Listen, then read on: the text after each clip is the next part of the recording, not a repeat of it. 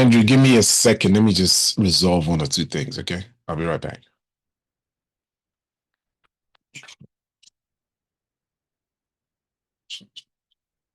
Hi, Chidi.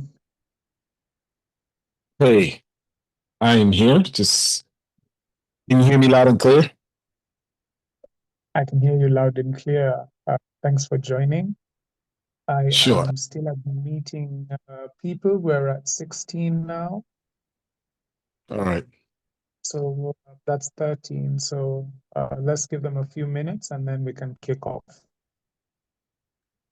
Sounds good. All right.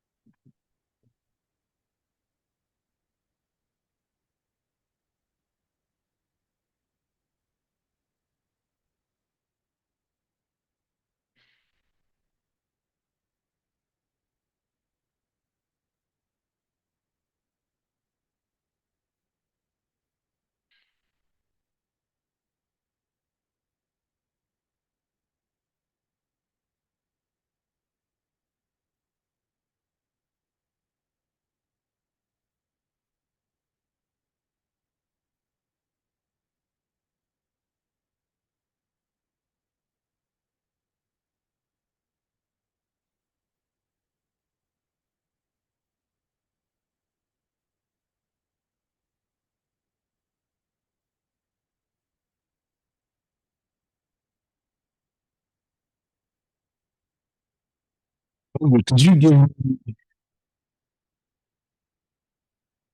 do you I want to create a I want to create a poll. Uh, okay. Let me give you the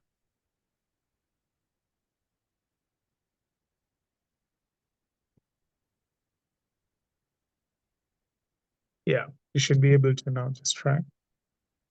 Okay.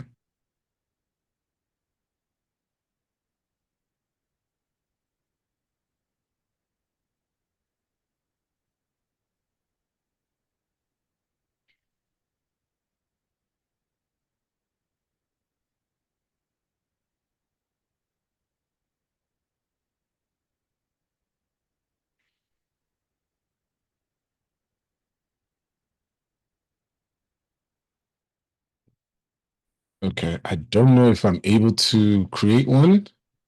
I don't know why. I see polls, but I'm not able to create one. Let me see. Let me see why that's happening. And that's fine. It's not. This is not a deal breaker. Well, it'll be good to have the poll, but if not, that's okay. Uh, I think I can do that. I can try on my end. Okay.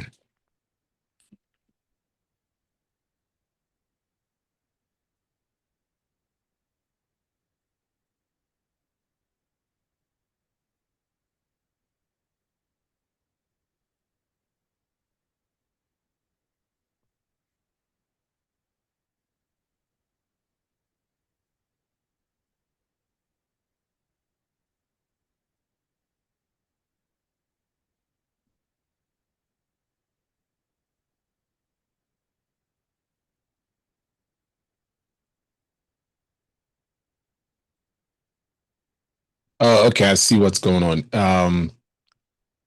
In order to create a poll, I need to be on the back end. I assume that I could do it straight from the app, but that's not true. So, um, that's okay. No worries. We'll just do a live. We'll do a live poll.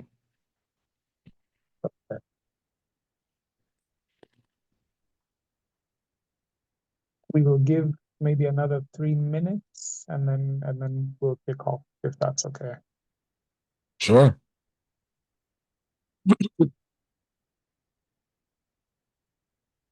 Let me just grab a coffee.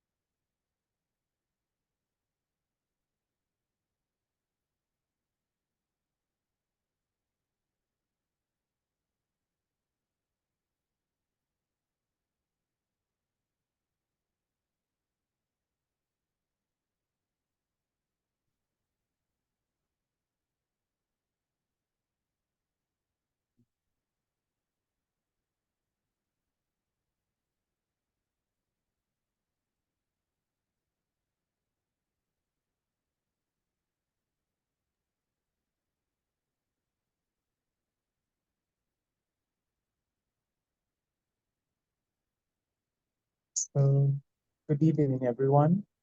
Thank you for joining our call today. We're happy to see you. And yeah, this will be interactive.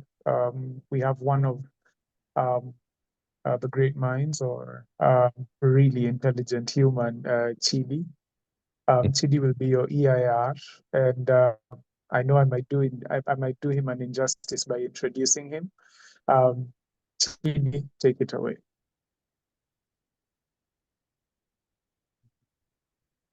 All right. Thank you, everyone.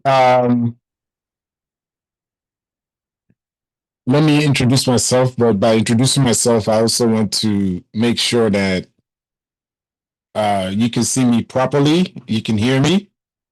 Given that I'm the only one, actually, only myself and Andrew are the ones on camera, we don't have any visual feedback. So if you can give me some kind of feedback that you can hear me, see me, I would appreciate that. And to the extent that you can have your camera on, that would be great. If you don't want to, I've learned in my time, especially when I do these sessions virtually, that there's no need to push to push the envelope on that, right? But welcome everyone. My name is Chidi Afilezi, and I am your product coach, product lead, products, whatever products, EIR. That's the language I heard, which is the entrepreneurial residence. So there are all kinds of ways to introduce me. I am currently right now in Atlanta, although I'm on the continent on a very regular basis, at least once or twice a month. So welcome. And this is, Andrew, do we have any idea? Actually, let me switch my camera. If you guys don't mind, just give me a second. I'm going to switch my camera so that we have the right one. Okay. Okay. So Andrew, do we have any idea? What is this the third or fourth cohort? I've been doing this for a while now. So do we have any idea which cohort this one is? This should be the fourth, if This is I'm the well fourth. informed. Yeah, it should be the This is the fourth. Yeah. fourth. Yeah. Okay. All right. So we're definitely in good shape. Um, and so I'm going to share my screen and just do a couple of slides. My goal here is not to slide you out. We will have opportunities to do slides and look at what we call the pretty stuff. But for now, let me just introduce myself. I am Chidi Aflezi. Oh, you know what? Let me share my screen. Where's the share screen thing? Okay, there it is.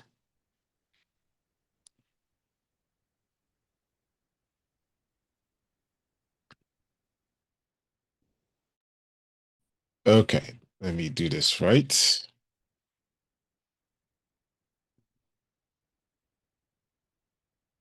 Okay, so that's me. And the reason I like to introduce myself as your coach is because that's what I am. I do really well in terms of me being a coach. My history is one as a problem solver. That's always what I've been. As my father and my mom would say, well, I need to get used to the fact that I just I don't have to. I can't say my dad like that anymore. He just recently passed. But back in the day when my dad would say to me, Chidi, you were always asking questions why, right? And that has always been the basis of how I do work. I like to say I'm a why guy. Why, right? And so my career has spanned. I was an engineer when I first started. I built wireless networks in the United States. I built the first digital wireless network in Baltimore City. And then from there, I took on a career as a product person and built a number of products that you might be aware of. One of them being the CNN mobile app. If you're using CNN on your phone and you have the mobile app, that's one of my products that I built from scratch. I've had the pleasure of having my products introduced on stage at the Apple events by Steve Jobs. So I always wear that as as a proud accomplishment on my part. But you know, once I left the corporate world, and I didn't leave voluntarily, I was actually asked to leave, right? And that was the third time that I was asked to leave a job after I graduated business school. I Each of the jobs I held after business school, I lost them. I was walked into the senior executives, the senior vice president or the executive president's room, and I was told, you know what, Chidi, we have to let you go. And after the third time, this was at CNN, when I was asked to go, the first thing that occurred to me was, you know what, this is a sign. Because the messaging had always been clear that you do not belong in a corporate environment. You are an entrepreneur. You have a product mindset. You are an insurgent, in terms of the way you think about products and the way you do things. One of the issues I had at my last job was that I was saying to them, we need to do more in Africa. We need to go and build more products in Africa, and they weren't interested. So it was a good thing in hindsight when I lost my job because it allowed me to now enter entrepreneurship and also become a product coach. And that's how you have me here now. Okay. Um, I like to say that, yes, I'm a white guy. I'm a problem solver. I'm a coach. I'm a girl dad, right? I'm a girl dad. What does that mean? I have three girls. And the reason I'm telling you that I have three girls is because it is also one of the bases of my work, which is to make sure that the women on the continent are also represented fully in this entrepreneurial work that we do, in this accelerator work that we do. And so I wanted to make sure that's very clear. As much as I'm for everybody getting access, I'm also particularly focused on making sure that the women on the continent are also empowered and also given the tools to build great companies on the continent. Um, and so that's my story. Okay, that's really my story right now. And what I'm going to do is I'm also going to share something else with you. I want you to go to Mentimeter. If I actually don't go to Mentimeter, what I'm going to do for you is I'm going to ask you all to answer a question for me, and you can write it in the comments, right? And let me stop sharing so you don't see my screen. I want you to answer this question for me, which is, what is your biggest product challenge right now? You have five options, okay? Just listen and then help me out. What is your biggest product challenge right now? Is it customer discovery? So, number one is customer discovery and validation. Number two is achieving product market fit, right? Number three is scaling your operations effectively. Number four is preparing for fundraising. And the fifth is navigating your regulatory environment, right? So I'm going to actually put this in the chat, and I would like to see your comments on which ones are your major issues right now. So if you could just go to the chat and you'll see the five options. I would love to see what your answers are. Okay. Take about 20 seconds. Giuliano, if I may ask, if you could just take one, choose one. I appreciate that you have a lot of drama as a founder. I'm sure you would choose all five, but if you could just tell me which one is your top issue, let me see, so we can kind of start to see what the trends look like.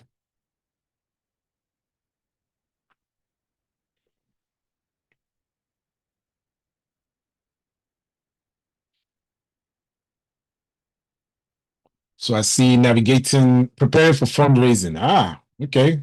Prepare for fundraising. I'm seeing a good amount of that. Okay. Two is achieving product market fit. Okay. Customer discovery. I'm glad somebody's admitting to customer discovery because I'm noticing nobody is choosing customer discovery. Everybody is focused on product market fit. I see preparing for fundraising. Okay. All right. And we're also not getting as many answers as we would like, but that's okay. So, why am I asking this question? What is your number one product challenge today? Right. And I see many are talking about fundraising. I see a good amount of achieving product market fit. One of the things that we are going to, especially when we look at the way this cohort is broken out, I think it's important for me to note that many of you may not necessarily have your product challenge nailed down yet, right? And that's part of the conversation that we will have. In my experience with Beamer Lab, I think many think that okay, I just need to raise money. You know, many of the conversations I have are people looking to raise money, and I'm sure that you've seen that raising money doesn't equate to success. I actually start to say that raising money is a vanity metric that is doing a significant amount of damage on the continent when it comes to startup creation. And I know this personally. And so sometimes the focus is trying to make sure that your startup or your outfit is designed to raise money as opposed to designed to solve problems. So that's one of the things that we will talk about going forward. All right. So Andrew, I'm also going to ask for your help here. If I, just make sure I keep myself honest in terms of the way our cohort looks. But if you haven't seen this yet, I wanted to share this with you. This is what the cohort looks like, right? We have 16 early stage companies, 3 companies that are in growth stage, which means that they essentially pass product market fit.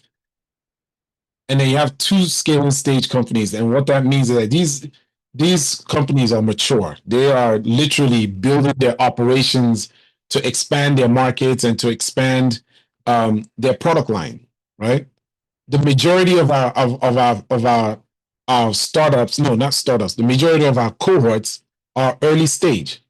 And that's why I expressed surprise that there weren't more customer discovery, customer validation, and more product market fit responses in the chat. And again, that's not to say you don't know your company well, but that's also to say that sometimes we need to make sure that we are actually attacking the right things. And so today, my goal is to kind of set us up for the rest of the program. Why are we doing what we're doing? Okay. And so, you know, you are sitting inside this digital opportunities, $180 billion. We want this continent to be the product innovation hub. That's what we're working on. But the challenge is that most of our initiatives fail, right? Because we're solving the wrong problems, using the wrong solutions. And so product thinking is how we attack this, how we make sure that we are solving the right problems with the right solutions. Okay. Has anybody heard? Is there anybody here who has heard about the story of Okra, the financial services firm that this week just announced that they essentially had to return funds to Yes, investors? I Is there heard. anybody? I've heard about. Okay, I've read about Tawanda. them. It's Tawanda here. Yeah. Yeah, Tawanda. So let me. And my camera is acting funny, so I'm going to change it again. But let me ask you, what is it? Can you give us a summary of what happened with Okra? And if there's anybody else who can also contribute to that, that would be helpful. Yeah. There wasn't meat on the the platform that I learned the information, but they had raised, I think, in the north of $16 million, and they just wrapped their operations in the month of May. And one of the founders is working already at another organization. So that's a little bit of it I got. So I wasn't so sure because I know of Okra in the energy space, but I didn't know that there's another Okra in the fintech space as well. Okay. In Nigeria, yeah. Okay. Anybody else want to contribute to that to give us some more back end on Okra and what's happened? Yeah, no. So Vusi here, I wouldn't really add much to what Tawanda said, but the source that I read was also not as meaty in terms of the full details. But yes, I did read as well that they've folded their operations. But I think what caught my attention is that they actually had existing clients and contracts that'd been in the business, I think, for 5 years, if I'm not mistaken. And I'm not quite sure of the reasons that the company has folded. But what also caught my attention was that one of the founders has, in fact, they folded in May, and then one of the founders has already started working in another role. Okay. Yeah. No, thank you very much, Vusi, for that. So let me go ahead. Yes. Who was there? Somebody else who wanted to contribute?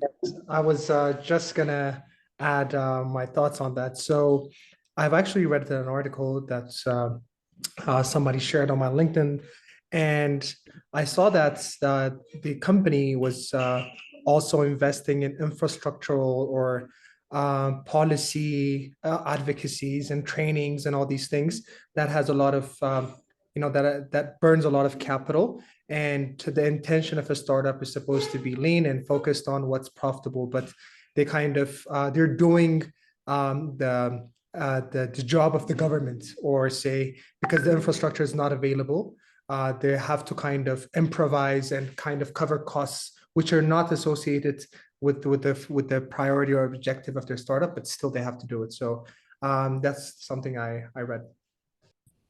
Alexander, thank you for that. Can I call you Alexander? Is that right? Or do we shorten it Alex just to is make fine, sure? yeah.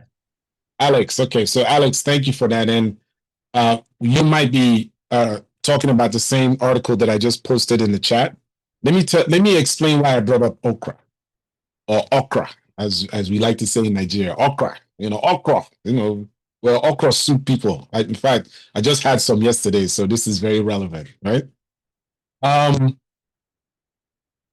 Okra was founded by some very talented, smart, driven, and clearly well-funded founders, right?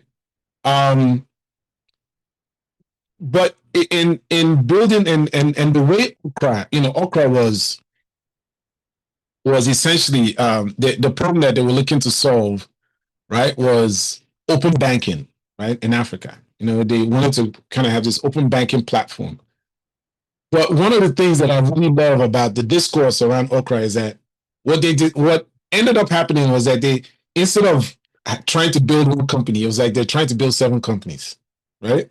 So that's what Alex was speaking to, is the fact that you have to build a certain infrastructure, right? You have to build a banking education center, for instance. Then you're building regulatory advisory. Then you also have to have the right types of talent, because the talent wasn't there. You have to help develop standards, and so on and so forth. And so the reason I bring this up for this cohort is because I am sure many of you are seeing this. This is what InsurTech, right? You're InsurTech. You are looking at solving problems in the health tech industry, or the health industry, in the agri insurance industry. You're talking about B2B distribution, climate risk, and so on and so forth. And so that's why discovery. The thing about discovery. Well, let me not even use discovery. That's wrong. Let me talk about product. When we talk about product, the world of product is designed to help you navigate this. So if you read that article, and please click it right now, have it open so you can read it later, so you understand why a company that raised $18 million, that was founded by a team of people who, honestly, if any of us were working with them, we would be very confident that we will be very successful, right? But the continent is tough. It is a very tough environment. And then you guys are even in the tougher environment, which is insurance. You already have some of the challenges with customers. You have some of the challenges with regulatory. You have some of the challenges with just, behavior in terms of how people look at insurance, right? So I wanted to raise that to say, this is why we do product. This is why products, the what we call product thinking, is critical. And that's why we're introducing it. This cohort, we want to make sure that you are clear that you are product oriented, you are product thinkers. Okay. And so the best organizations, what do they do well? Right? How do the best organizations, the most successful organizations, how do they do product? There are 3 pieces that I want you to think about. First, and this cuts across from an early stage startup to a growth stage startup to a mature, or what we call a scaling, a company that's scaled already, right? These are 3 things that I want you to think about. Number 1 is, how do you decide which problems you're going to solve? Because you can't solve all of them. Now, one great example that I'll use is that many of your predecessors in prior cohorts what they found themselves doing was, because they had to have revenue, there's one client that will have one specific problem and they will try to essentially throw all their energy towards solving that one problem, even though it's not the problem that they were founded or built to solve. So their product strategy is all of a sudden no longer working because the problems that they decided to solve are not the problems that they're solving. Okay. I saw this so many times where people say, Chidi, you know, we had to take some consulting gigs in order to stay afloat. And I'm saying to them, I understand.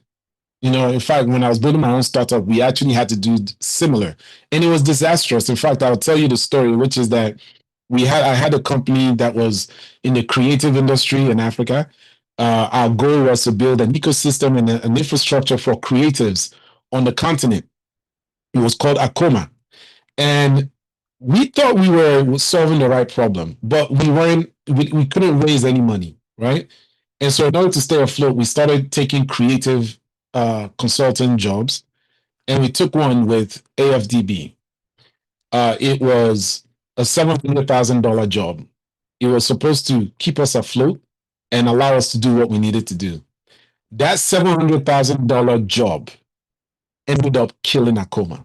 It was what destroyed our company, because ultimately, when we did that job, even though we thought we were getting 700,000, we found out that the way that AFDB dealt with us was the way they would deal with a McKinsey or an Accenture or a company that had working capital. We didn't have working capital. And so what ended up happening was we had to go borrow money. We had to go, dig into our own savings in order to finance the job, because AFDB will not pay you until you have completed maybe 60% of the job. And so it ended up killing the company. We lost focus. This problem that we came to solve for creatives, we were not doing. So our product strategy had gone to hell. So that's number one. The second piece that I would like to also introduce is what we call discovery. I talked about customer validation, but the fact is, when you understand which problems, the other thing about product strategy that I need to make sure that we think about is, it's not just what problems do you want to solve or what problems do you want to solve. It is what problems do you not want to solve. In fact, that's the most important part of strategy, is to make sure it is clear to you and the team that these are the problems that we will not solve. Because many times, if you don't do that, you will not be able to watch your six. So, as we like to say, your backward-facing mirror. That's how you're driving. You're driving using your backward-facing mirror as opposed to looking forward. Understand what problems that you will not solve also, because then that leads into discovery, which is now you need to find the right solutions, right? The right solutions, and that means, is the customer, what problems do they have, right? And what is the right solution to solve those problems? And then finally, you have to deliver the problem, right? You have to, deliver the solution. You have to deliver value. And when you say deliver the solution, that's even half of it. You have to be in a place where your customers are clearly saying, shut up and take my money. That's it. No other way. And there's a reason why some products do so well, where, for instance, the way, everybody can tell that ChatGPT is now probably just as big as Google in terms of when we talk about a product that people use every day. People say, oh yeah, I use ChatGPT or ChatGPT, right? Why is this so valuable? Because it is a tool that provides value to us, period. When I use it, I get instant outcomes, right? I'm able to function. And so for those of us in the insurtech world on the continent, right? And when I say on the continent, it's all over the continent. So there's 54 situations here. And many of you are in one or two of those situations. You have to be able to say, this is how we're going to now build these solutions and deliver them of value to the customer. Okay. So let me stop here for a quick second and see if I would like to take some questions. If anybody has any thoughts, any comments for me, I'd like to take some questions from the group. Any thoughts that are coming across so far? That would be very helpful.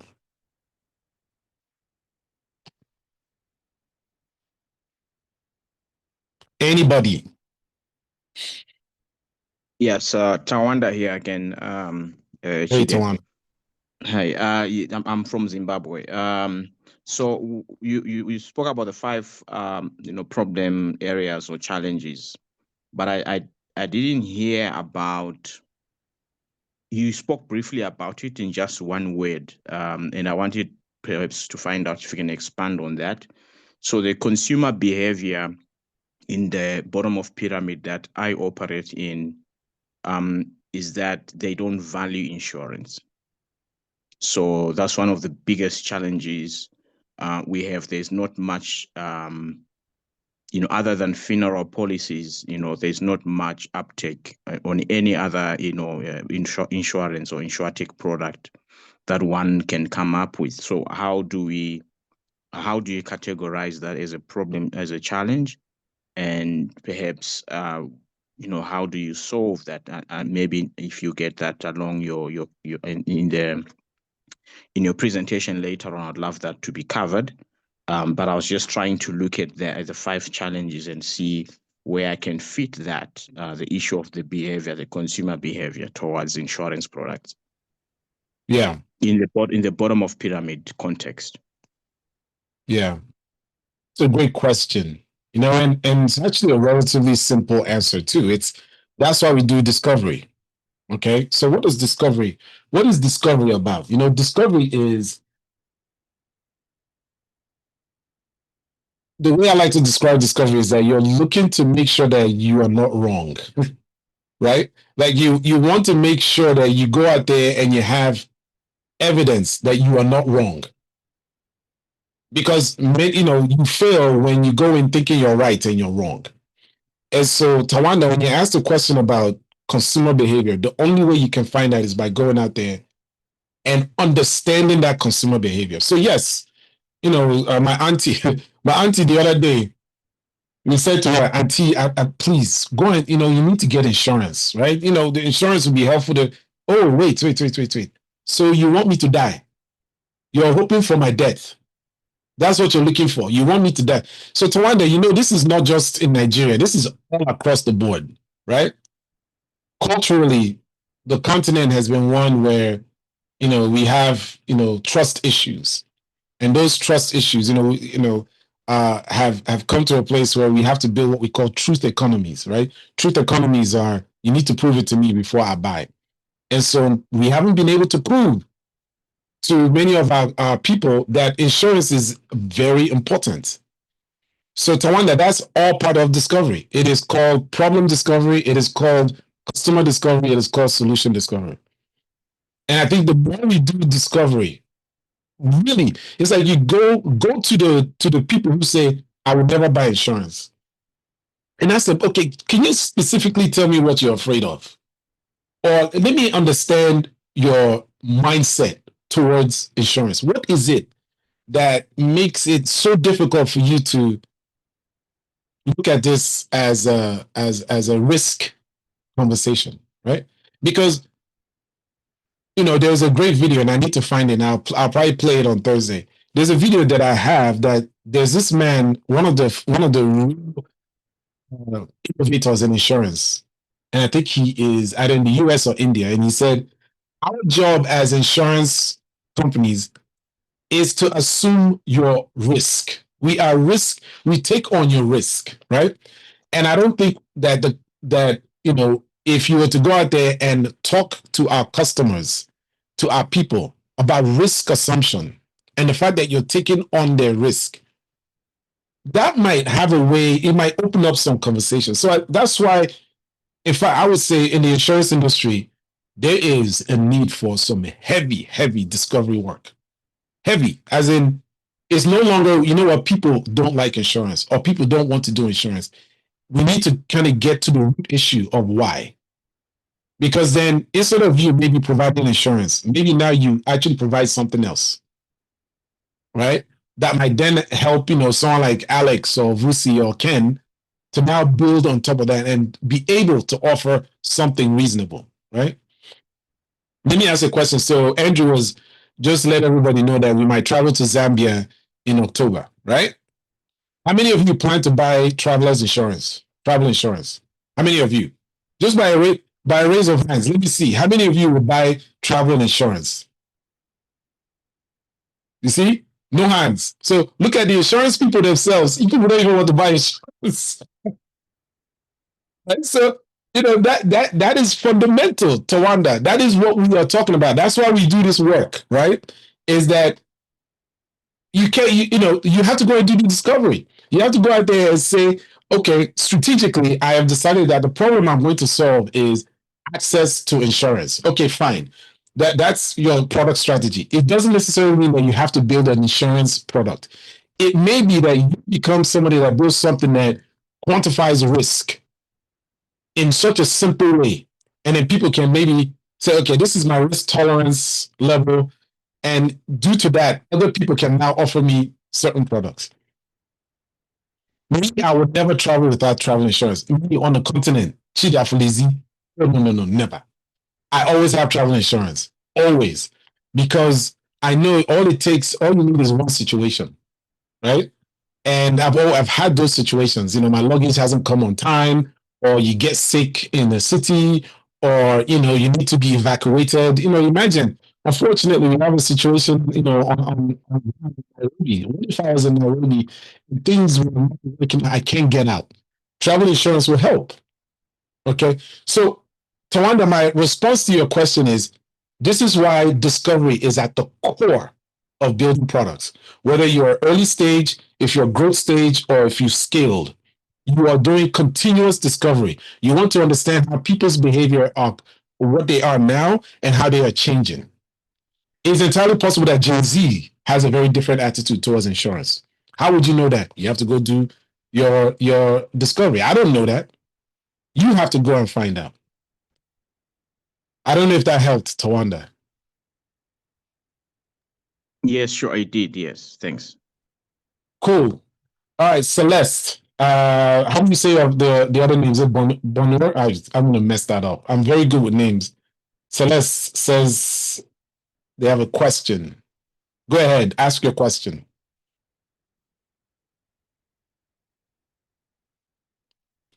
Thank you, Mr. Chidi. I am Celeste from Congo. Hey, Celeste. Yes, my question is about discovery. Is the problem of low penetration rate of insurance product in Africa due to the education of the population or the inadequacy of insurance product to the needs? Celeste, honestly, that's one of the best questions I've heard in a long time. And the fact is, I have no idea. If I responded to that question, you know what it is? It's an assumption, right? It's based off of my experience, but I don't know if it's true. Because you could say, is it a lack of education? Look, the education levels in this room is probably higher than the average, if not most of the continent, right? And yet, I asked about travel insurance and nobody raised their hands, right? So is it education? I don't know. But if you were to ask me based off of this poll that I just did right now, maybe education doesn't have anything to do with it. Is it the inadequacy of the products? I can't imagine that if I come in, Pete's is going to ask a question after this. If he comes in and he says, hey, you know what, Chidi, let me take 50% of the risk of your travel away from you for a cost, right? That doesn't sound inadequate to me, especially if he's able to prove to me that he's been able to pay somebody else a premium, not a premium, excuse me, a payout based off of an insurance issue that they, an issue or that was covered on, right? I don't know. You do the discovery, Celeste. That's why you do the discovery. You have to be able to show evidence. Assumptions are not facts. Facts are assumptions that have been backed by evidence. So you have to go do that work. That's what we do in the product world. Okay. So is it education? Is it stereotype? Not stereotype. Is it superstition? Is it laziness? Is it, people are poor? I don't know. I don't know. I have my opinions, but opinions are not facts. I have to validate them through discovery. Okay. Pete, go ahead. You had a question. Yes, so we have been on quite an AI journey with the product that we're building because we use the large language models and we taught it how to actually use our product to be assistant to the short-term insurance brokers internally and the customer representative externally. But if you talk about trust and how people trust products, a lot of people are very scared about AI and what AI is in the industry. Right. And I believe that it's a new way of looking at things, and I want to know what do you know about AI and the way that the industry see AI and where AI is actually going to start taking over. Pete, this is a wonderful question, and I'm glad that you brought it up because, if any of you, so after this call, all you have to do is, do some Googling or, of me, and you'll see that I've written a couple of pieces on this. If you follow me on LinkedIn, I've written a couple of pieces on AI and the continent. And one of the things I like to say is that if you've always been lousy at doing business, AI is just going to make you faster and more efficient at being lousy in doing business, right? It will not solve your problem at all. So, Pete, the concern that people, well, let me say it this way. There are lots of people who are concerned about AI and what's going to do on the continent. But my concern is that Africa, we think we're going to do the same thing we did with mobile. You know how we did the leap? They say we leaped over wired internet and went straight to mobile. And my concern is that Africa is thinking that, okay, AI is going to help us essentially level up. And I don't think that's true. I think that we still need to solve the weaker problems. And I guess that's what you're doing. You're not using AI because AI is the solution to the problems. No, you're using AI because it makes the problem that you're looking to solve, it makes it easier for you to solve that problem. And so my concern with the continent is not, people are concerned about it. Yes, new technology scares people. But I'm also concerned that everybody's AI now. All the governments, implement AI. Every single leader out there is like, okay, we need to use AI, right? In fact, AI is going to replace your job. And I'm saying no. What we need to do is do discovery. Do your discovery work? Who is your customer? What problems do they have? And then how does AI now help you deliver value in terms of solving that problem? That's it. That's the bottom line, right? And so, should people, are people concerned? No, but I think AI can also help in the discovery work. Maybe pull out some really key points. If you go out there and talk to people and bring in data, bring in information, qualitative and quantitative data. I feel like the large language models and a lot of this, these machine learning will do a great job of helping us start to get some unique insights as to how we break this fever when it comes to delivering insurance products on the continent. Go ahead, Pete. I had an interesting question from the broker when I implemented the AI into his brokerage, and he also his question was, so what am I going to do? And my answer to him was, well, grow your business, because now AI is going to do the mundane tasks for you, that keep you busy, that takes the focus away, and you have the ability to grow your business. Right. So for all of you, that's a great point, which is AI makes you more effective, right? It cleans up, for me, even in doing the work that I do as a product coach, what AI has done, it hasn't made it easy. It hasn't made coaching any less complex. What it has done is made it easier for me to deliver value to my clients, right? So that's a great point. And for everyone, yes, you should be using AI, but it doesn't. If you have a bad business model, all AI will do is just help you become even better. That's the language that I said. It will not make you better, right? So AI is again still a tool. It is still a tool. It is not a strategy, right? AI is a tool. And the more you understand that, the better, you know. And that's why I don't want to hear any of you. Honestly, I'm just being very honest. I beg, don't say we are an AI powered or an AI infused anything. you, you're not impressing anybody anymore, right? There was a time, maybe 2-3 years ago. Okay, what is this AI stuff? It is now par for the course. It is expected that you have these tools behind your products. That's a great question. Great questions. This is going to be a very fun cohort. What else? Any other questions, comments? Yeah. Hello?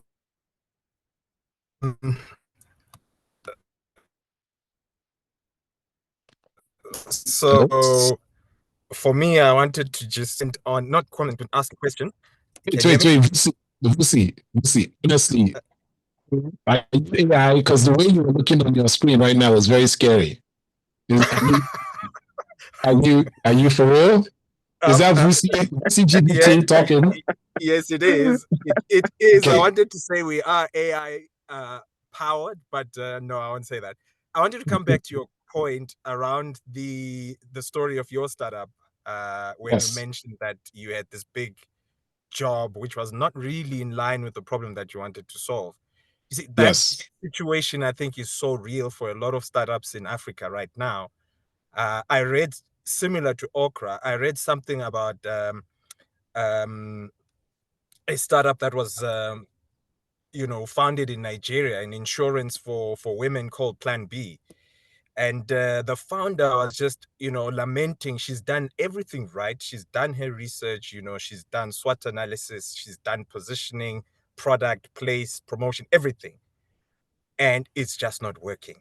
It's not working. So my question is then, at what point do you wait until you fold like Okra, or try and diversify? So my comment is on diversification, where you Mm. suddenly show that you are agile, you can adapt to new demands, and someone comes and gives you a problem. You're not really geared for it, but you are willing to look at it. And what do you have to say on that one? Because a lot of startups are folding. They've done everything right, but the dynamics in the market are just so difficult.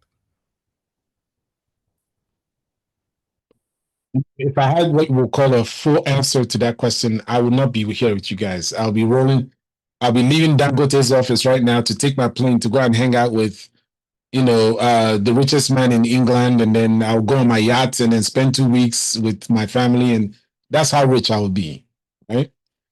But the point though, the question of startups failing. So sometimes there's nothing else you can do but fail. Like literally. You know how you try to do something and regardless of what you did before, you just fail, right?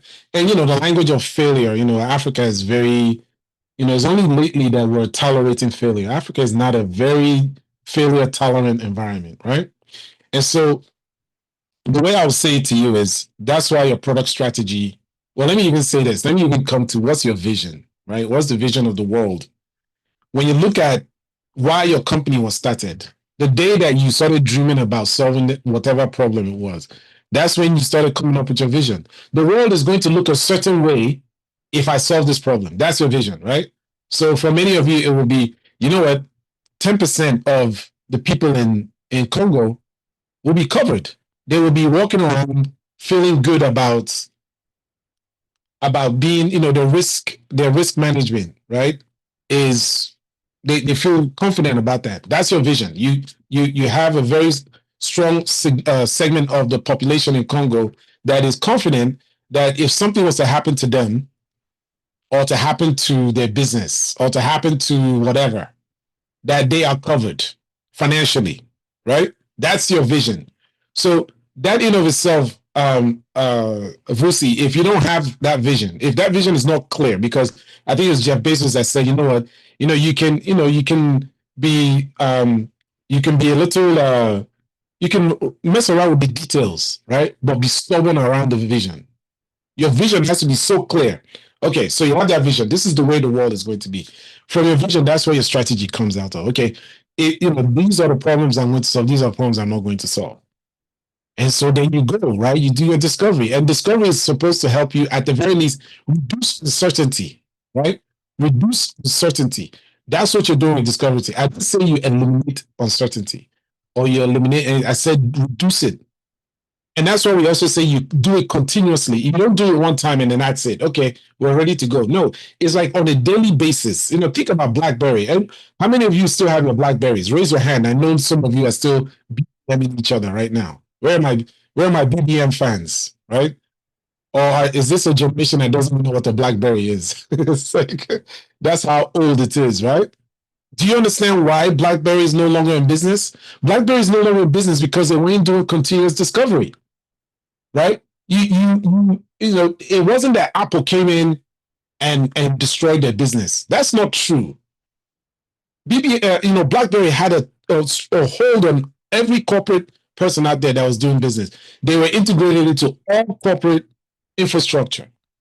So how is it that they are no longer in existence today? That's because they weren't doing this.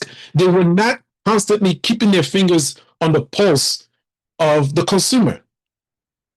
And the consumer is saying, you know what, we don't want to be struggling with our phones. We don't want two phones in our pocket. We don't want junky software, operating software, OSs, right?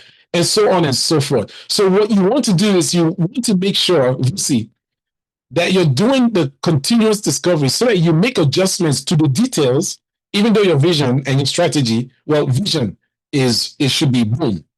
Your strategy can change here and there, right? So, you have to give Okra credit. Read the article. They tried, right? They started, as I said, one of the biggest challenges on the continent is that if you're trying to solve a problem, you have to solve other problems in order to solve that problem, right? So if you're, those of us, if you want to build a data center, so Pete talked about AI. In order to do AI on the continent, we need data centers, right, that are powered by electricity. Well, if you're building that in Nigeria, where our electricity goes out every 5 hours, or if not every 2, right? What do you have to do? Now you have to build a power infrastructure, right? And then you also have to make sure that there's the right talent there. So maybe you have to develop the talent environment in order, and so on and so forth. So it becomes very challenging.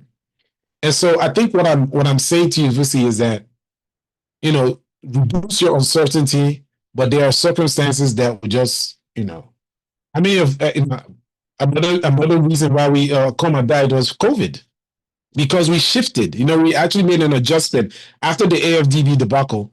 We made an adjustment and we said, okay, you know what we're going to do? We're going to go offline. We're going to start building real estate infrastructure for creatives. Well, COVID happened. What happened? Nobody was going into any workspaces for creatives. Everybody was at home, right?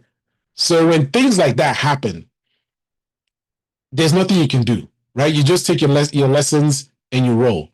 But you do your continuous discovery and you will discover whether you should move forward or, you know what, we're at a place where we need to return. I will give Okra so much credit. Not too many African startups give back money to their investors.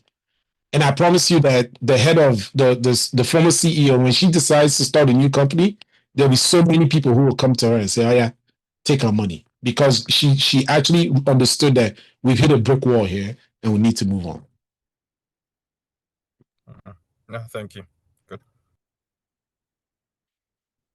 All right, let me this conversation around discovery is a good one, and it's a good one for us to start because, again, let me use the context of the different cohorts that we have, right?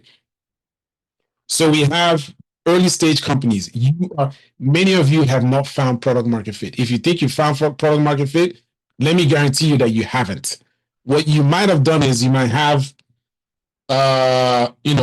problem customer fits. So you've kind of determined that this is the problem that customers have. Many times you might even be at a place where you have an MVP kind of product, prototype plus, that is resonating with some customers, right?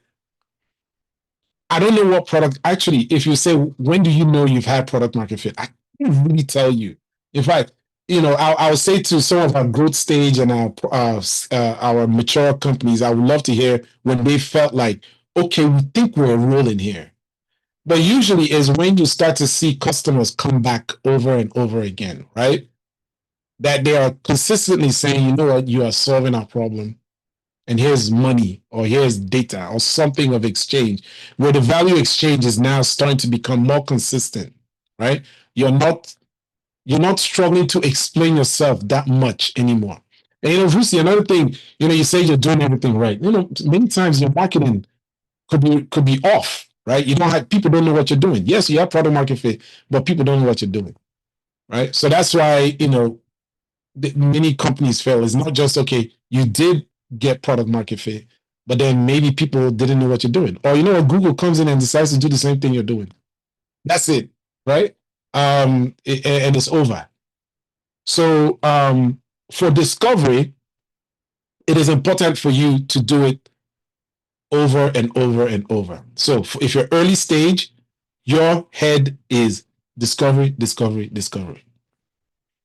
You should have as much evidence that makes sure that you can find these people who will pay you to solve the problem you've identified. You should be able to say that we have a certain type of customer that has a certain type of problem and that we have a solution that addresses it.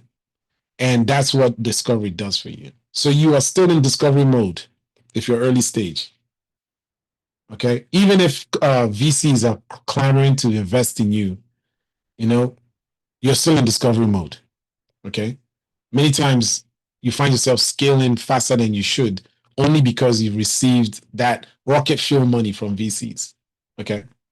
So you can kind of tell that I have mixed feelings about VC money, right? Sometimes the incentives can be off. But for early stage, discovery, discovery, discovery. For growth stage companies, now what does discovery do? Discovery makes sure that you're still in love with the problem. So there's this concept of fall in love with the problem. I will always say that fall in love with the problem, not the solution. Fall in love with the problem. So what discovery does for my growth stage companies and my mature stage companies are that it makes sure that you are still in love with the problem. That you fundamentally your vision and your product strategy are so on point, right? That you are, even if you've established yourself with a certain segment of a customer segment, that you're in a place where if you decide to attack another one or expand it, that you're not losing sight of the fundamental problem that you're trying to solve. Okay? So that's what discovery is about. And that's the conversation that I want to make sure that everybody keeps in mind. It says customer discovery in the kickoff call description. Discovery is about uncertainty around the problem, uncertainty around the customer, and uncertainty around the solution. And your job is to reduce that uncertainty. Okay. So let me ask again. Let me just ask again and be honest if you change your mind. Which product challenge or which of these product situations are challenging you the most right now? Is it customer discovery, or let me say, is it discovery and validation? Is it achieving product market fit? Is it scaling operations? Is it preparing for fundraising? Or is it navigating the regulatory requirements? I would like to let's ask the question again. And if you change your mind, let me know. If you insist that, you know what, Chidi, I just need to raise money. Fine. That's cool too, right? So let me see if there's any additional conversations around around those five. And let me put them up again so that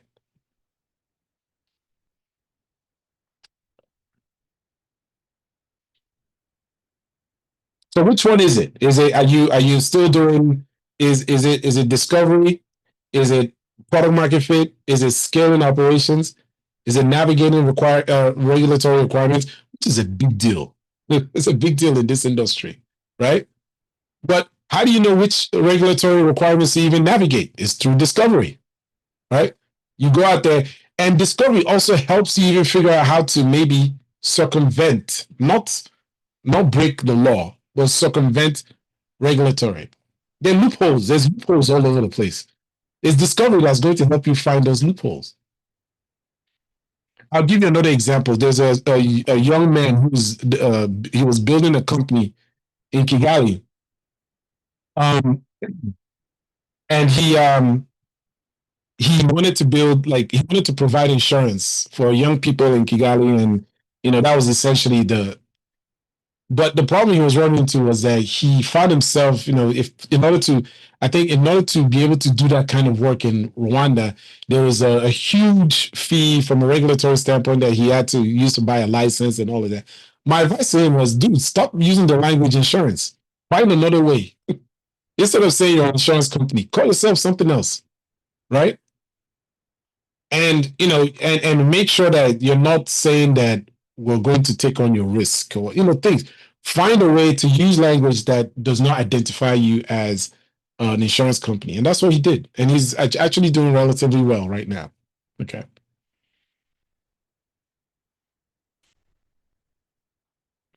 Okay, so let me do this. I am also, it's 12:05 my time. That's something 05 your time. I'll say 4, 5, 6, 7, 05 your time. I'm going to break you into uh breakout rooms.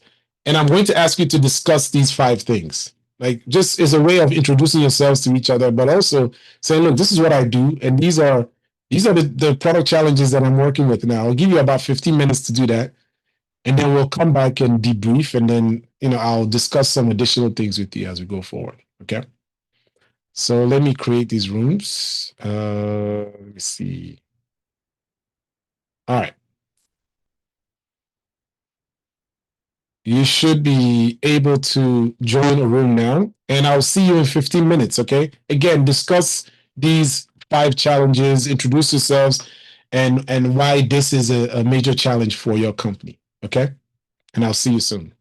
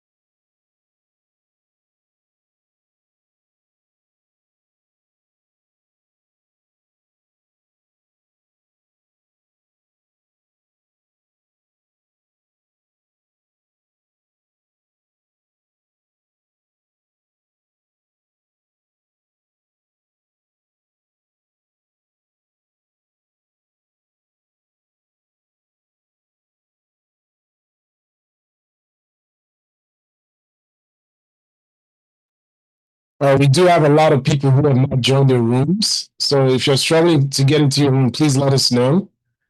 Um, if not, then what we'll do is we'll just kick you into the waiting room until the session is over. I mean, until the breakout rooms are over. So let me know if you're having challenges getting into your room.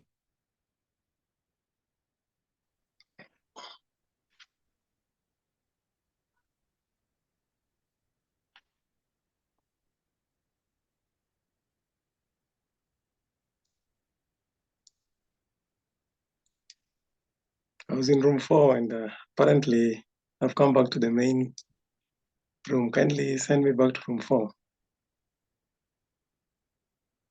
Edward, you're still designated to 4. So let me do this. I'm going to you don't see anything saying go to room 4? No? There's no. It Okay, appeared. let me see what I can do. Hold on.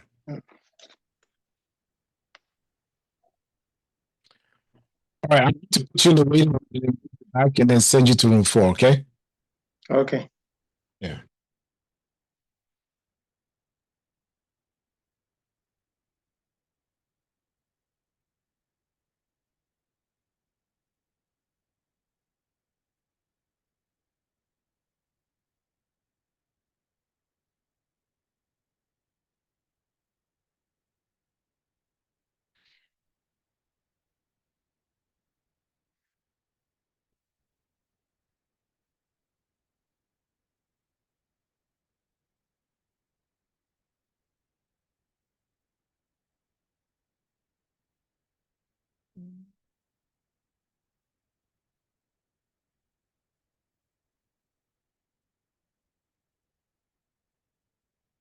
All right, let me just try something here. All right, Edward, go to room 1, and then I'll move you back to 4. Okay, just go there, and then I'll come move you.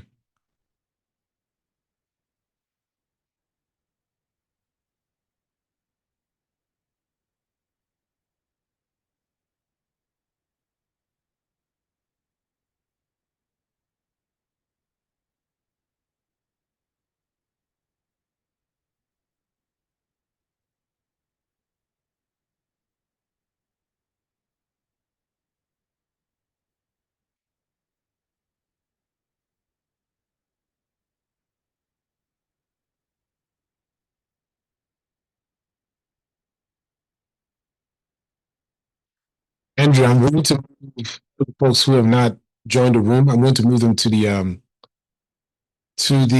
waiting room. Okay. Okay, sounds good. And then they can send a text or something telling us they're there.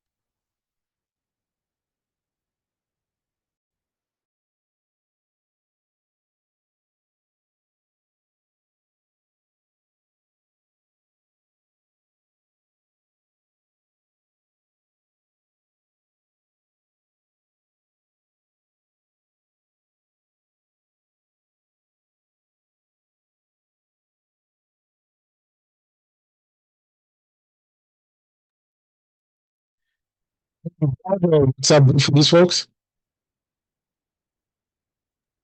Sorry, come again? Do you have a WhatsApp group for the group? Yes, I do. Just let them know if they're in the waiting room. They need to let you know to bring them back in. Okay. Okay, I'll admit them. No, don't admit them yet. Well, Okay. yeah, you admit. Yeah, they should write to you, and once they write to you, then you admit them. But they need to go to their rooms, right? Okay. Yeah. Yeah. Thank you. All right.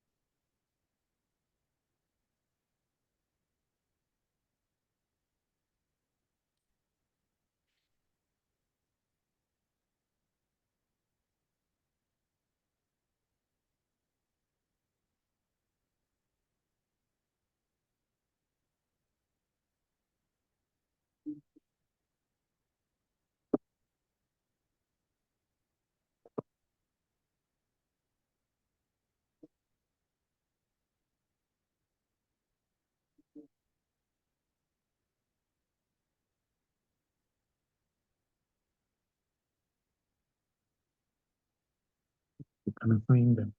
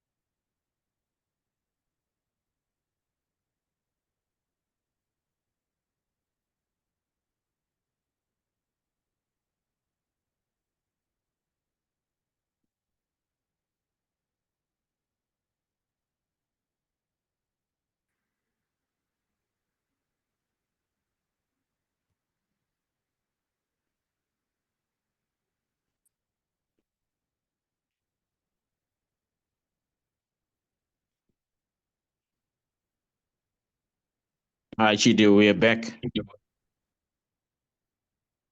All right. Okay. Okay, everyone. So let me see. All right, let me quickly, if we can. Does anyone want to share some insights from their group, from their conversations? Any highlights? Any insights that have come out that you were like, okay, in meeting your fellow cohort members, and also in talking about the challenges? So Chidi, it's Tawanda. I made a terrible mistake. I didn't notice the other two gentlemen, Alex and Joseph, had joined. So it was just Edward, me, and Vusi. So maybe in terms of fairness, I will ask Joseph to maybe just share his observation of the group. Maybe also then put in a little bit about himself as well. Joseph, Okay. Tawanda he's thrown the gauntlet at you. Go ahead. Okay. Thank you. First of all, I want to apologize because I reached the meeting a bit late. I had an appointment and I had to go there. I'm also sorry because my main language is French, so I'll try all my best to be understood by you people. I'm Joseph Kwak. I'm co-founder of Kova Africa with Virginie Puna, who is in French now and will be a bit busy these days. Kova is an insurance broker in Cameroon and an insurtech specialized in microinsurance. Our aim goal is to work out to bring up the insurance penetration. That is hello, are you people getting me? We can hear you. Go ahead. Okay. So our insurance penetration is around 2%. So you guys can imagine how far we are. So our main goal is to work out to bring this a bit up. So what we are doing is, as Virginie is an insurance technician, and I am a marketing and sales technician. I work on sales since 20 years and in the insurance market since 10 years. I work with a lot of insurance companies and brokers in Cameroon market like Zenith, like NCR.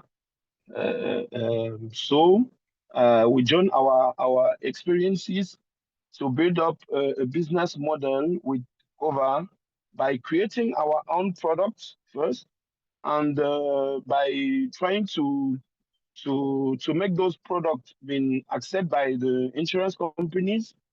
And then our main practice is we create a website, a web application, and a mobile application that we put to some companies, some enterprises, and try to make them sell insurance to their customers. So what we are telling them is to protect their customers, because we have seen that people don't want to be insured, but when they are, hello? Joseph, let me interrupt you for a quick second, okay? If you don't mind, right? And the reason I'm going to interrupt is there will be opportunities for you to really, dig deep into what you're doing. What I would like you to do, I think we have a good grip of what you're doing. What I would like to do is, just to get your observations from the conversation in the room, and keep it brief. We want to make sure we get other people who get to speak. But if you can just share some of the things, just one or two things that came out at you when you were in the group with the rest of the team. Yes. Yeah, to be honest, I reached at the end of the exchanges, but I think I will learn from. We want to learn to get others' experiences and be able to see how to bring it out to Cameroon. So that's what I can say about the others sharing experiences sharing. So I didn't hear about all those one, to be honest, and then I'll just continue to hear from you people. Okay. Thank you. Okay. Thank you, Joseph. Maybe I Hillary, can. go ahead. Hillary, go ahead. Yeah. Thank you, Chidi, for that. I'll talk about my teammates in my group. We were four of us. Neneth, they were running a collection company in Uganda and went into insurance. So still discovery, working with insurance companies to be able to collect for them. Now insurance is a new thing, and they're getting deeper into that. Derek from Ghana, they're providing insurance for farmers. They are sort of a calculating agent between there. So there's good conversations we can continue having with him, because I worked for a startup that does that in the past. And then Ken, they provide a payment platform where people can collect insurance premiums from all the way from DRC. So these are just my team members and what they're doing. What I discovered is most of them are still in discovery. It's bundled insurance, so they're trying to get deeper into the insurance part. Thank you. Okay. That's great. Thank you very much. Can I get one more share from the team, another group?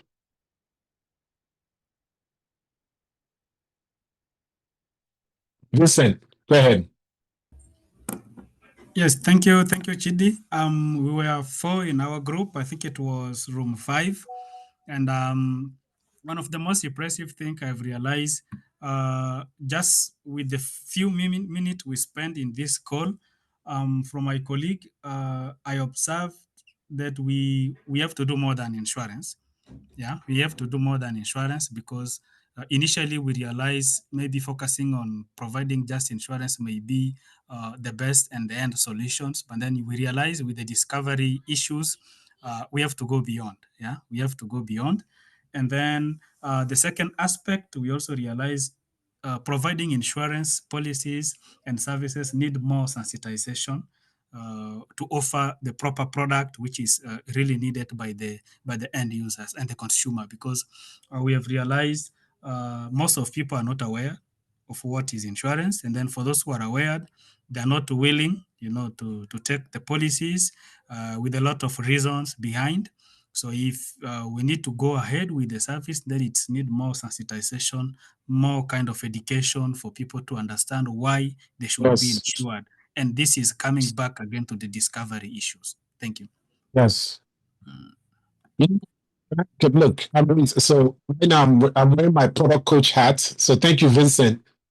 But let me put on my entrepreneur hat. Let me put my founder hat on.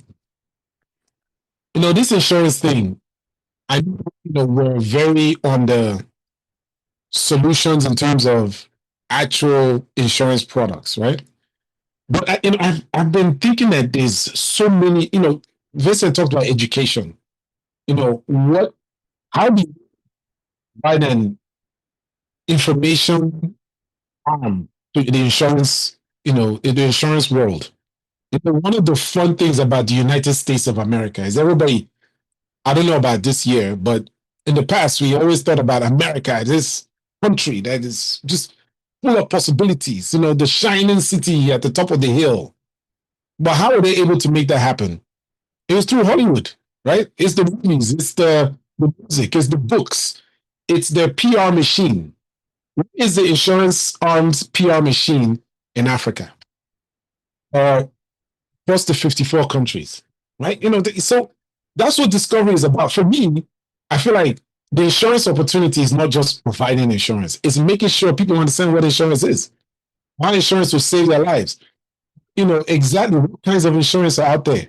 Do we even imagine what insurance could look like? Especially for the younger people now, right? Because that's how many insurance companies do well, is that they convince the younger people that they should buy insurance, right? That way, you know, you have a consistent base of income coming in. So I'm just saying, you know, based off of what Vincent said, there are opportunities, and you don't have to build all of them. We have to find ways to support each other. If somebody is building an insurance education platform, right, that is built to develop or to advance the mindset around insurance. This is why you need insurance. It's not just about funerals, as I think it was Tawanda or Vusi was talking about earlier. It's not about just funerals, right? It's about day-to-day life. Day-to-day life. Okay? If you are riding a Boda, are you kidding me? You should have insurance. Your family must make sure you have insurance. But do you even know any better? Right? So, anyways, that's just me. That was my founder hat on. Let me throw it out and put back my coach hat on. One more. Let's get one more comment and then I will finish up with a couple of slides.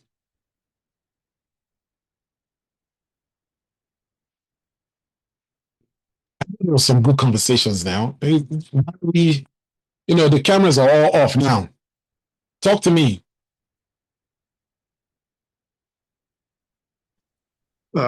In a group, it's Ken. Ken, from what's up? Yes, I'm okay, thank you. And, Sure.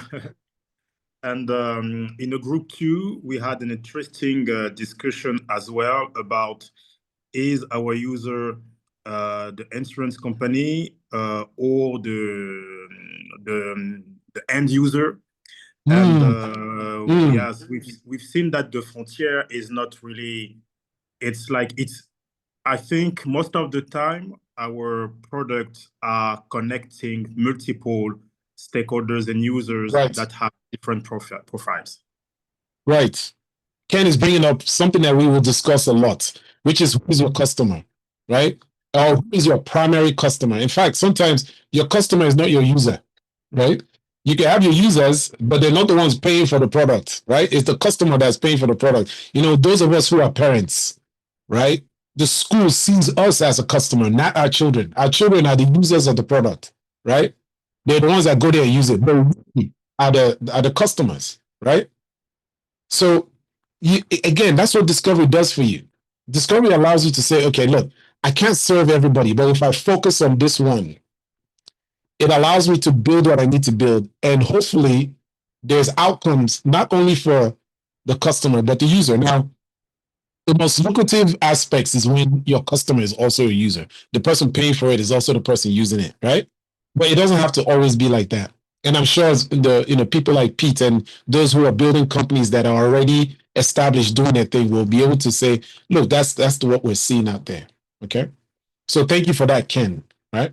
So let me quickly go through the slides because the reason I just want to talk to you about some things that I want you to start to think about as founders and as teams, right? Again, your product strategy, which comes from your vision. Don't forget your vision. If you don't have a vision, work on your vision. Okay, please do that. It's important for you to work on your vision. Please make sure that it is clear from your vision, which is this is the way the world will look if we solve or if we attack and solve this problem, right? You know, Microsoft says their vision is a computer on every desk. I think they've realized their vision, maybe even if they didn't do it themselves, but that's their vision, right? And I think Tesla, theirs is a world, a world where we use an energy efficient world, right? So that's what I hope you have a vision. As a founder, you better have a vision. Or some VC will come in, or another co-founder will come in, or a customer will come in and shake you off your ground. If you don't have a strong vision, they'll just come in and scatter your whole event, everything, because your vision needs to be able to withstand all kinds of pressure, including what do you call it? Including people who want to help you or people who want to invest in you. Okay. All right. So that's the first piece. I want to make sure that you understand what your vision is. Then you go into your what problems that you're looking to solve. This is the video I was telling you about, and I really love how he said it. Just give me a second. Let me make sure I have this done properly. I want you to listen to what this gentleman has to say. Share sound. Okay. All right. Let's do it. All right. I hope this plays properly. Sandro, you asked me about the great objection. I don't believe in life insurance. Does anybody get that, or does it just happen where I live? Okay. If somebody says to me, I don't believe in life insurance, I say, you don't have to believe in life insurance. It's not a religion. Life insurance is just risk management. We transfer the risk from families or businesses who cannot afford it to insurance companies who can afford it. That's all it is. And then I'd say to a prospect, your age, out of every 100 people, 10 of you will die this year. The insurance companies do not care if you're the one, because 99 are still paying the premiums. They've only lost 1%. But if you are the one, the loss to your family or to your business is 100%. Boom. It's just risk management. Thank you. Let's pass the risk from your family or your business that can't afford it to the insurance company that can. Listen. Did everybody hear that? Did we catch it? Yes. You know what? That is what we should be saying to people. That is now, in fact, in the insurance industry, there's a friend of mine, actually, is Diana Mulili. And she is the chief digital officer of, what's the name of this company? It's an insurance company in Nigeria. She's from Kenya. She moved to Nigeria to run marketing and digital for this organization.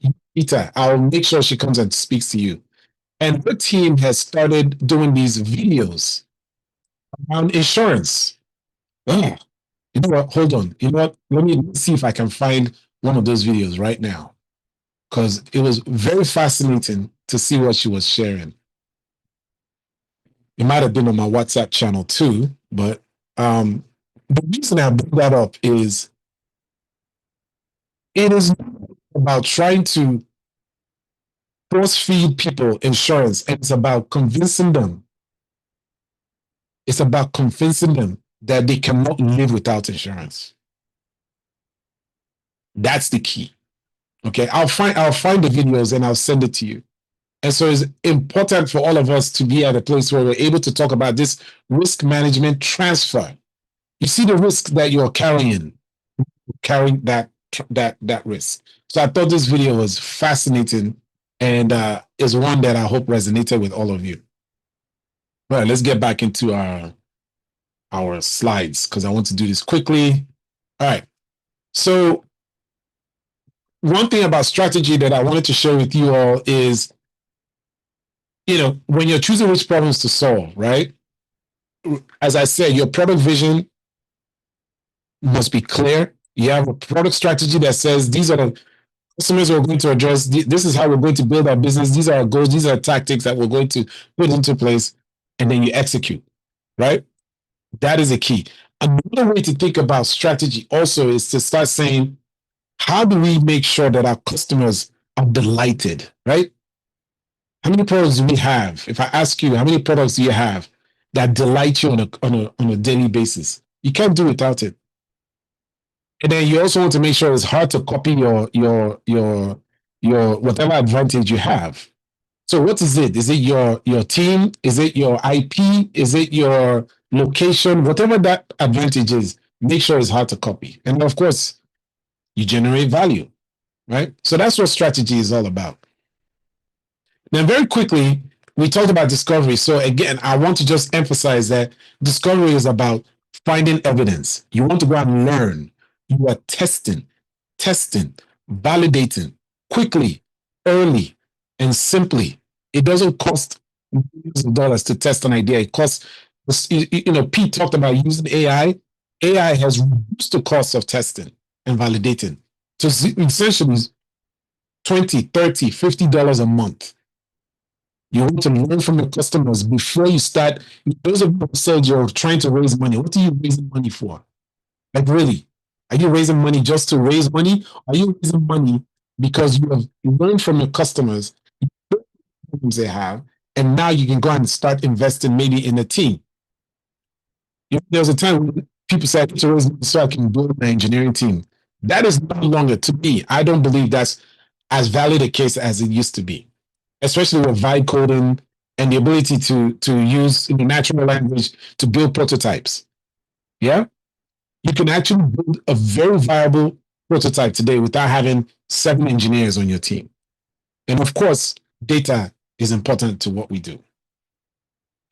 Let me also talk about pricing. I've heard this a lot, and so I wanted to raise it.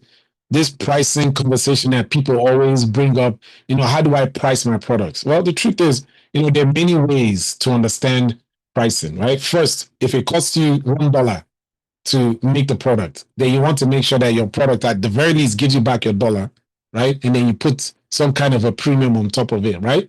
To see if you can drive profit. Okay, we know that. You have to do discovery to understand your costs. Your competitors are charging a certain thing. You have to do discovery to understand what they're charging so that you can see how you price against them. And then discovery also lets you know how much your solution is worth to your customers. So that's where discovery is so key. And again, it is continuous. You validate the problem, and then you validate the solution, and you scale, and then you go back and validate more, and you scale. If you have additional problems that your customers are having, you validate that, and then you build a solution, and then you scale. That is what discovery is all about. Okay. I do have one more video and then a couple more slides. This is a great video. I show this video to everybody that I coach, all the teams that I teach. And then if we do meet, sometime in the future, I will play it again so that as a reminder. This is such a great video on discovery. So please enjoy. I thought it is not good to depend the girl. Then I decide, why not try and record myself?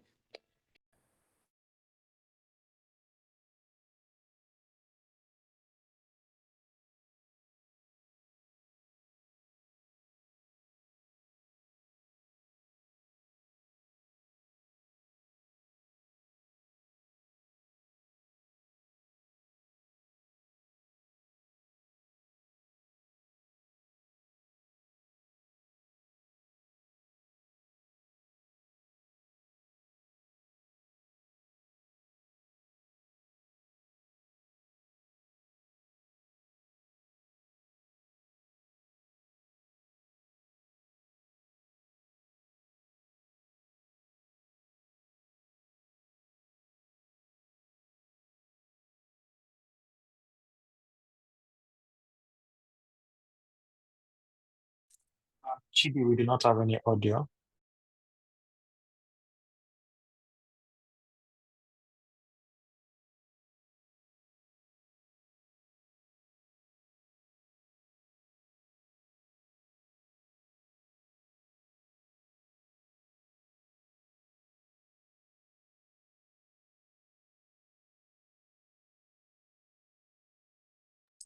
Chidi, no audio on our end.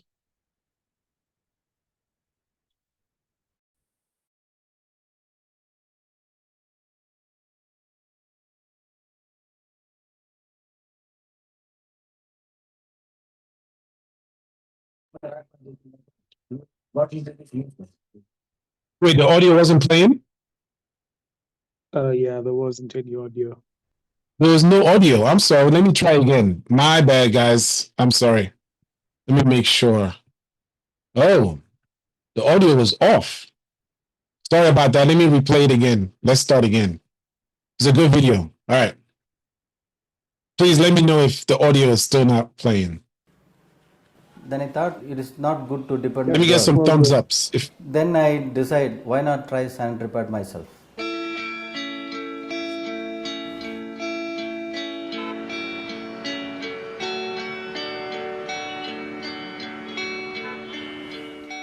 It has always happened on my early marriage days.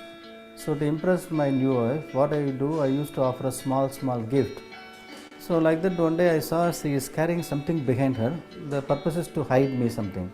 Then I asked, what is it? She replied instantly, like slapping on my cheek, "This is none of your business." Then I thought she is playing very seriously. I ran away behind her to see what she is hiding. On particular day, I saw a nasty rag cloth with few blood stain here and there on the cloth. Then I understand she is adopting an unhygienic method to manage her period days.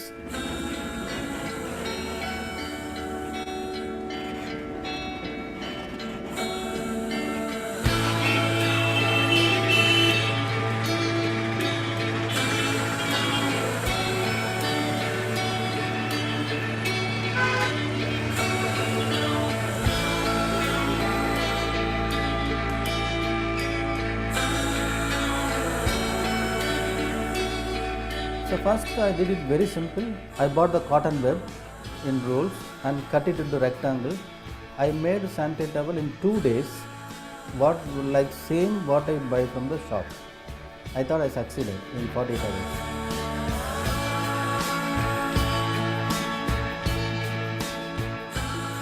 I got a feedback that is very bad. She told I am going back my rag cloth using method. What you did is useless, she told. That makes me to get into research to further. I try to use a different mill cotton, making sanitary towel. Only the problem, every time I am making a napkin with a different mill and hand over to my wife, waiting for a 1 month time is a time taking process.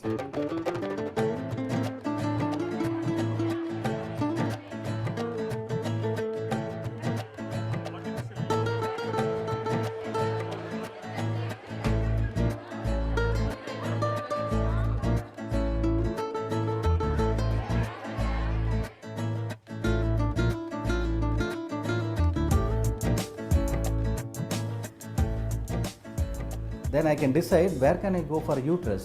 What I did, I made an artificial uterus in a small bladder, a rubber bladder. Then I filled animal blood in it. There is a tube connection to the sanitary pad which I wore, and I tied here with an elastic. While I'm walking and cycling, I made a small press. A dosage of blood will go there. So do you know that blood? It will give a foul smell in 20 minutes around me. And there is a blood stain also in my cloth. So that's why something is happening around me. I never realized.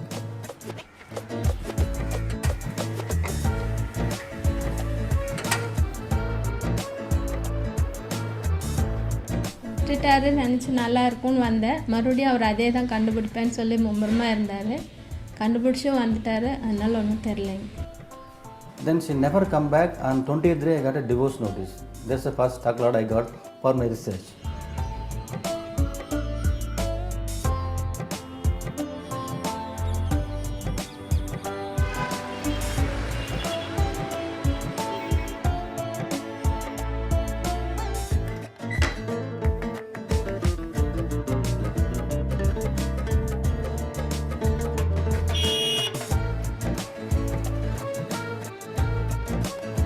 In 4.5 years, I made 3 machines. What the big $1 million plant making in 3 machines. Now any uneducated woman can make a world-class sanitary pad.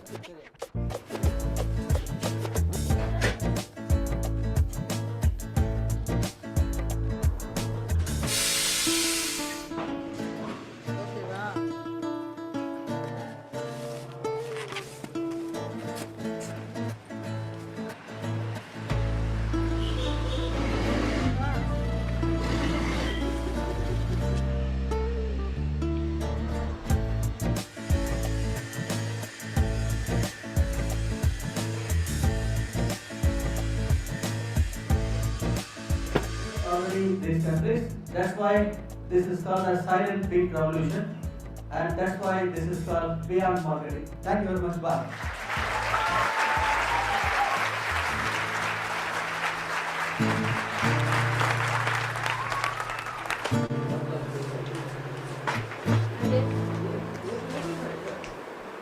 முதல்ல தூர்தர்ஷனில் பார்த்தேங்க.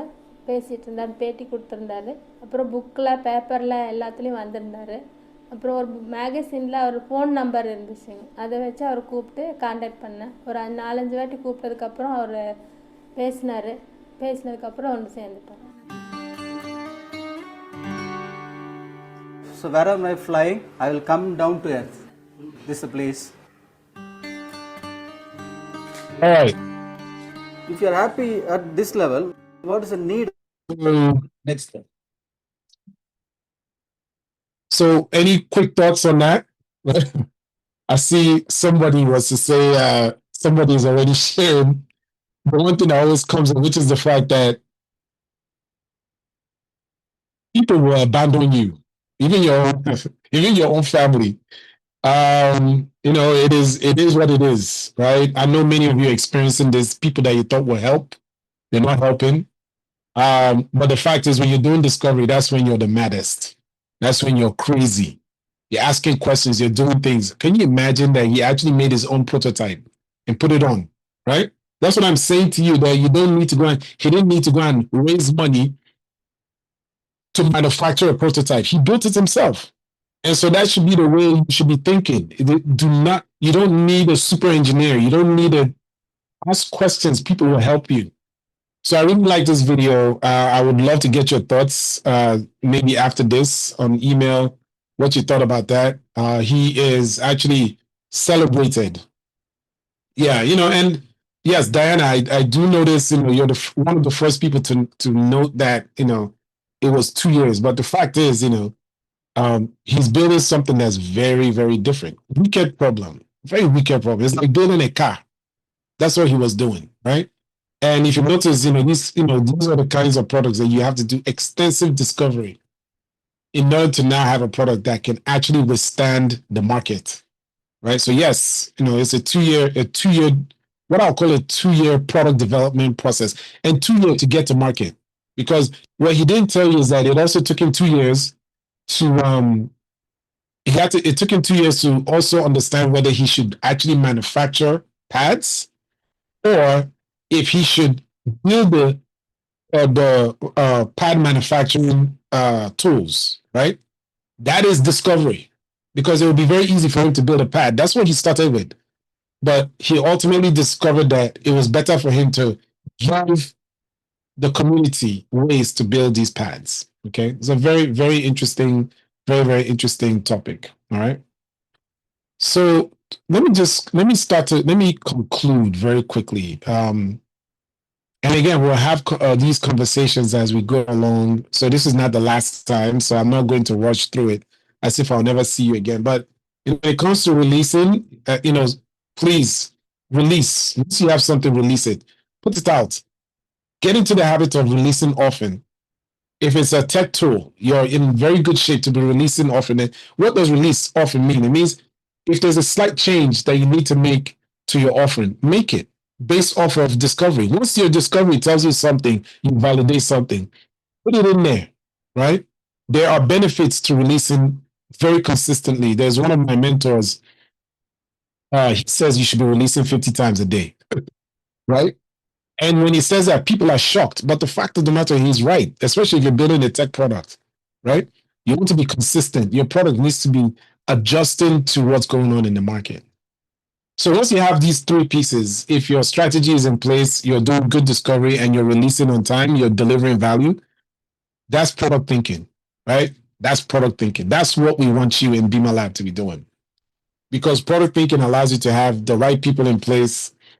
It gives you the opportunity to build solutions that give you a concrete position in the market. And then the more you deliver, the more you learn, the more you grow. Okay.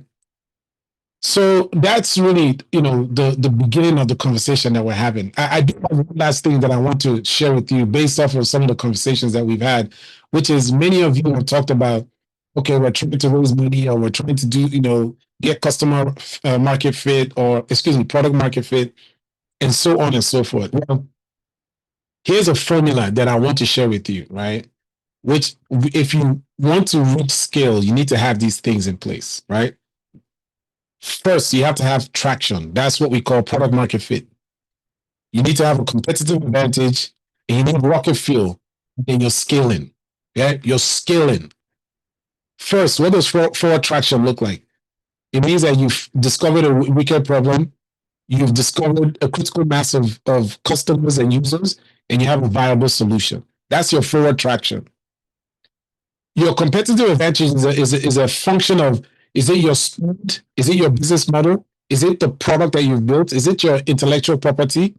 Whatever that competitive advantage is, you want to make sure that it is clear and you use it as a way to not only protect your business, but also to grow. And then, of course, you need rocket fuel. It's a function of, cash on hand, right? And it's not just revenue, right? It's cash flow. You want to make sure you're in a positive cash flow environment. You want to make sure you have the right data. Data can absolutely be rocket fuel, especially in this day and age of AI and machine learning. And of course, revenue. Okay. So once you have those pieces in place, you're in a good place. For the early stage companies that we will be talking to on Thursday, this is your discovery equation. You want to make sure you have identified a weaker problem. You want to make sure that you identify the customers who have that weaker problem, and you've designed a solution that's viable for those customers. Okay. So that's the session today. I wanted to stop now. I'm sure there are some questions that people will have. We can address those on Thursday. But what we will be doing is for the early stage companies, we will continue to have our sessions. We'll have a session on Thursday. And for our growth and scale companies, we'll be doing things a little bit differently where I'll be coaching you one-on-one, especially to really understand your needs, especially as you think about what your scale and growth strategies are looking like. But that's it for me. I don't know if there's any immediate questions. Andrew, I don't know how you want to handle that, but that's it for me today. And, I can take a question or two before everybody decides to bounce.